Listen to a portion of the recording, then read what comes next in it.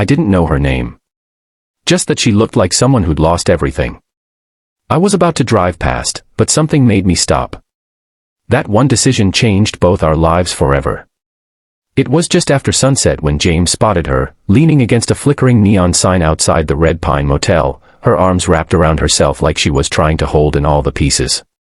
The rain had started to fall, slow and cold. He was on his way back from his late shift at the auto shop, his truck heater barely working and a half-eaten sandwich in the passenger seat. But when his headlights hit her, he slowed. She was young, maybe 20, maybe younger, wearing a threadbare coat and shoes that looked soaked through. One small duffel bag rested beside her. She wasn't pacing, wasn't making phone calls, wasn't trying to get inside. She was just waiting. James drove past. But only for about 20 yards. He pulled over, his knuckles tight around the wheel. He knew better than to get involved in other people's troubles. Life had taught him that. But the image of her didn't leave his mind. He put the truck in reverse and backed up slowly. "Hey," he called out, rolling the window down. "You okay?" She looked up with eyes that didn't match her age, too tired, too cautious. "Yeah," she said quickly. "I'm just waiting."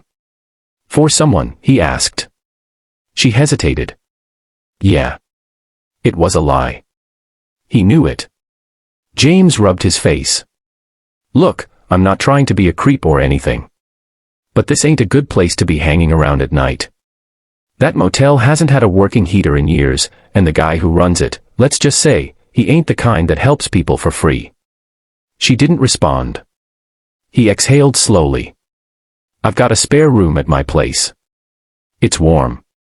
I'll give you a hot meal and you can figure things out from there. No strings. Just don't sit here all night in the cold." She stared at him, silent, weighing him like he was both danger and lifeline. After a long pause, she picked up her bag and walked to the truck. "My name's James," he said as she climbed in. "Lena," she replied softly, looking straight ahead. James's house sat on the edge of town, small, modest, with creaky floors and old pictures of better days on the wall.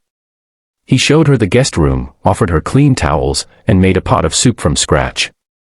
They didn't talk much that first night. Lena kept her distance, ate in small bites like she wasn't sure if she could trust the food. The next morning, she was gone. But the duffel bag was still in the room. She'd gone out for a walk, she told him later. Just needed air. Needed to think. And slowly, piece by piece, she stayed. Over the next few weeks, a rhythm developed. James didn't press her for information, and Lena didn't volunteer it. But she started helping around the house. Doing dishes. Sweeping floors. Fixing the curtains in the living room. She had a quiet way about her, but sometimes, when she thought he wasn't looking, James would catch her staring out the window like she was waiting for the past to come find her. One night, over dinner, James asked the question he'd been holding in. "Who hurt you?" Lena froze.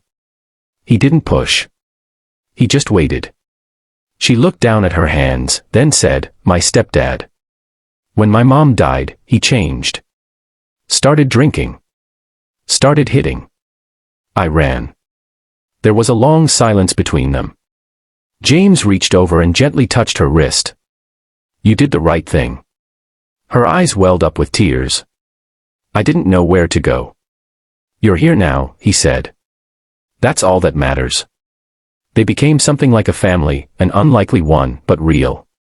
Lena got a part-time job at a bakery downtown, where the owner, Maria, took a liking to her. James taught her how to fix minor things around the house, and even gave her an old camera he'd found in the attic when he saw her taking photos on her phone. But the past doesn't let go so easily.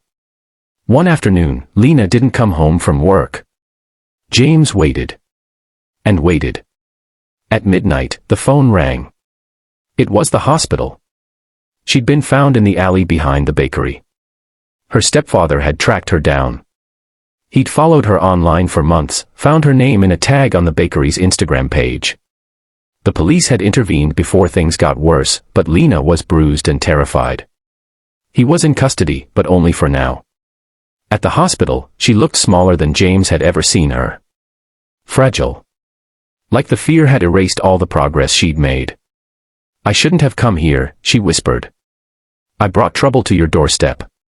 No, James said firmly. You brought you. And that's something I'll never regret. The court process was slow. Her stepfather was charged, but bail was granted. James helped Lena file a restraining order. They installed cameras, changed locks, did everything by the book. But fear is a shadow that lingers. There were nights Lena couldn't sleep. Nights when she'd sit in the kitchen with a cup of tea and a flashlight nearby, just in case. James never left her alone.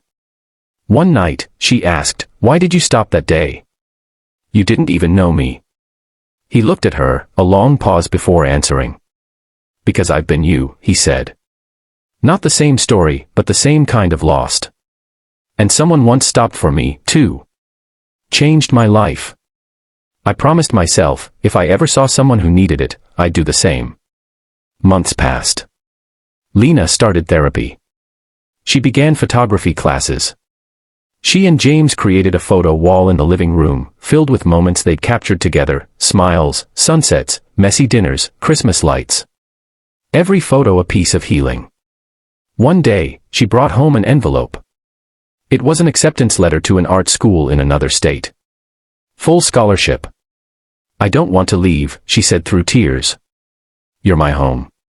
James hugged her tight. "I'll always be your home. But now it's your turn to build one, too." The day she left, James drove her to the station. As the train pulled away, she waved from the window, eyes shining with a mix of sorrow and hope. Back home, James sat in the quiet for a long time. Then he looked at the photo wall and smiled. Weeks later, a package arrived.